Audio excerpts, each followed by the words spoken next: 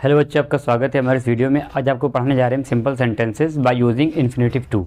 Simple sentences का निर्माण करना सिंथेसिस में। और जो हम लोग विधि यूज़ करेंगे आज, जो मेथड यूज़ करेंगे, जो टेक्निक यूज़ करेंगे, वो होगी बाय यूजिंग इन्फिनेटिव टू। ठीक है। और इन्फिनेटिव टू का मतलब क्या होता है कि अगर हम वर्ब की फर्स्ट फॉर्म से पहले अगर टू लगा दें हम, तो उसको बोलते हैं इन्फिनेटिव। ठीक है। तो यही कुछ हम करने वाले हैं इस वीडियो में आज। जैसे पहला सेंटेंस लिख रहे हैं, I had no money I could not give away. पहला सेंटेंस है आई हैड नो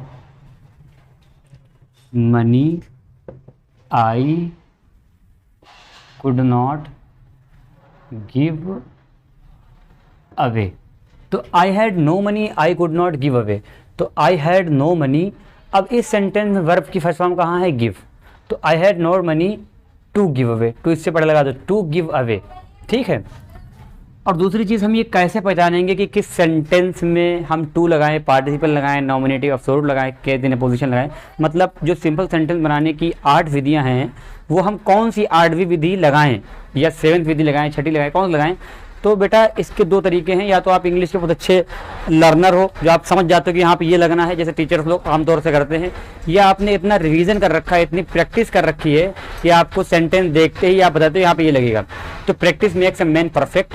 आप जितनी ज़्यादा हो सके सेंटेंसेस पढ़ लीजिए, चित्रा की बुक से सेंटेंस एग्जाम्पल पढ़िए, एक्सरसाइज बनाइए। ठीक है। अपने टीचर से कंसल्ट करते रहिए। तो जितना ज़्यादा, इसका सिर्फ स्टूडेंट लाइफ में सिर्फ एक ही तरीका ये है कि कौन सी विधि लगनी है सिंथेसिस में, या किसी भी एक्सरसाइज में, किसी भी चैप्टर में, वो एक ही तरीका यही है कि प्रैक्टिस आप इतनी करते हैं। ठीक है। तो इसी आधार पर आप समझिए कि जितना ज़्यादा आप पढ़ेंगे उतना ज़्यादा आपको बातें समझ में आएंगी कि कहाँ पे टू लगना है, कहाँ पे पार्टिसिपल लगना है, कहाँ पे नॉमिनेटिव एब्सोल्यूट लगना है, कहाँ पे जो भी लगना है। ठीक है। तो आई हैड नो मनी, फिर क्या करना है? इस सेंटेंस को पढ़ना है, वर्ब की फर्स्ट फॉर्म निकालो, गिव है, तो ये टू से जोड़ देंगे, टू गिव अवे। ठीक। दूसरा सेंटेंस लेते हैं, I have some duties I must perform them. I have some duties I must perform them. तो क्या करेंगे यहाँ पे? I have some duties. ठीक है। फिर परफॉर्म वर्ब की फर्स्ट फॉर्म है, इसलिए यहाँ पे टू से जोड़ दो, टू परफॉर्म देम। तीसरा सेंटेंस देखिए, give him a chair he will sit on it. ठीक है। तो give him a chair, give him a chair he will sit on it. तो गिव हिम अ चेयर। ठीक है। अब फर्स्ट फॉर्म ये है, तो टू सिट ऑन इट। ठीक।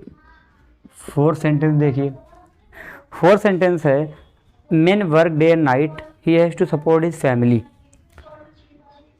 Main work day and night he has to support his family। आदमी दिन रात काम करता है, he has to support his family, उसे अपनी फैमिली को पालना होता है। ठीक है। तो men work day and night। ठीक। फर्स्ट फॉर्म ये है, साथ में टू भी मिल रहा है, तो सीधे लगा दो, टू सपोर्ट हिज फैमिली। ठीक है। फिफ्थ सेंटेंस देखेंगे अब, he has 3 sons he has to educate them. He has 3 sons he has to educate them. He has 3 sons to educate them। ये डिम ऑप्शनल भी हो सकता है। He has 3 sons to educate, ठीक है। 6 sentence, sorry मिटा लेते हैं फिर बताते हैं, हो सकता है कि दिखे विखे नहीं सही से, तो ये भी दिक्कत आ सकती है एक, तो मिटाते हैं फिर ये वाला। अगर आपको कोई दिक्कत आ रही है आप मुझसे पूछ सकते हैं ये सब चीज़ें कमेंट करके।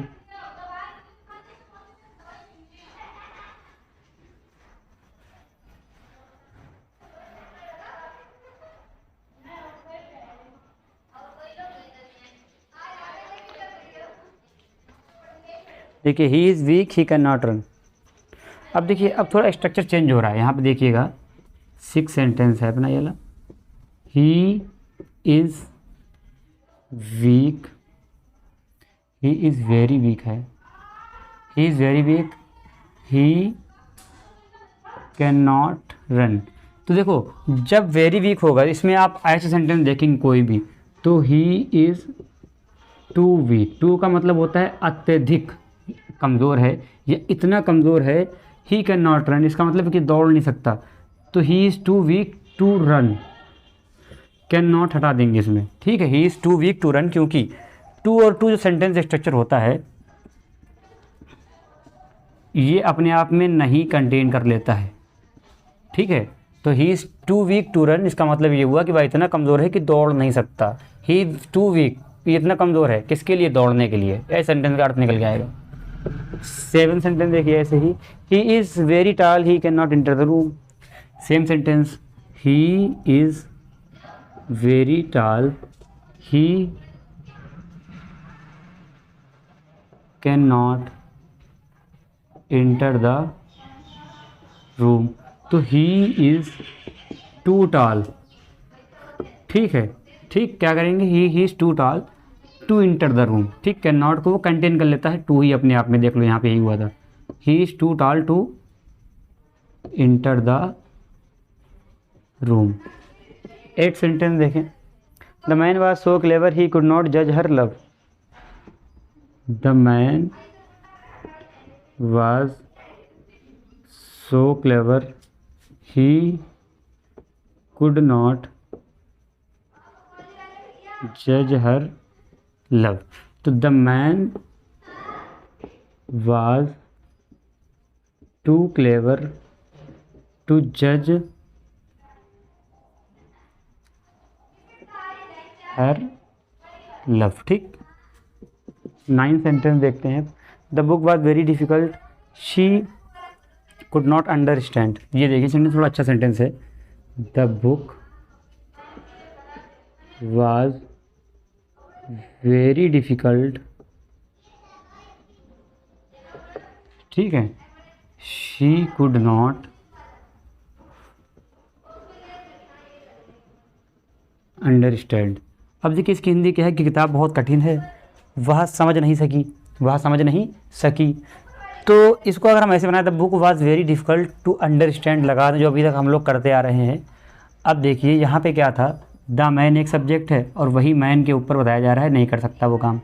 ये ही बहुत लंबा है और यही ही जो है कमरे में नहीं घुस सकता। यहाँ पे जो ही है वो बहुत कमज़ोर है, वही ही दौड़ नहीं सकता। लेकिन इस सेंटेंस में द बुक है और यहाँ पे शी है, तो इसका मतलब है कि यहाँ पे कुछ अलग से करना पड़ेगा और इस शी को हम बना देंगे इस सेंटेंस का ऑब्जेक्ट। देखिए कैसे, the book was too difficult for हर। ये देखिए बन गया फॉर हर, शी का हर बन गया object. The book was too difficult for her to understand. अब ये वाला जो कुड नॉट था इसी में समा गया टू में, टू अंडरस्टैंड। बुक उसके लिए इतनी कठिन है कि वह समझ सके, ठीक, क्लियर हो गया। तो ये 9 सेंटेंस था अपना। अब देखिए 10th सेंटेंस। 10th सेंटेंस है, he wants to study he has gone to Agra. तो he wants to study he has gone to Agra. तो ही हैज़, यहाँ से लेंगे sentence, he has gone to Agra to study. Clear हो गया। तो ये था हमारा इन्फिनेटिव टू का प्रयोग करके सेंटेंस, बहुत सरल होता है, ठीक है। और आगे हम लोग बात करेंगे अगले कुछ टाइप की और अभी तक के लिए थैंक यू। अगर आपको कोई दिक्कत हो आप मुझसे पूछ सकते हैं कमेंट सेक्शन में। और आपका दिन शुभ हो, पढ़िए और शेयर करिए, सब्सक्राइब करिए। Thank you.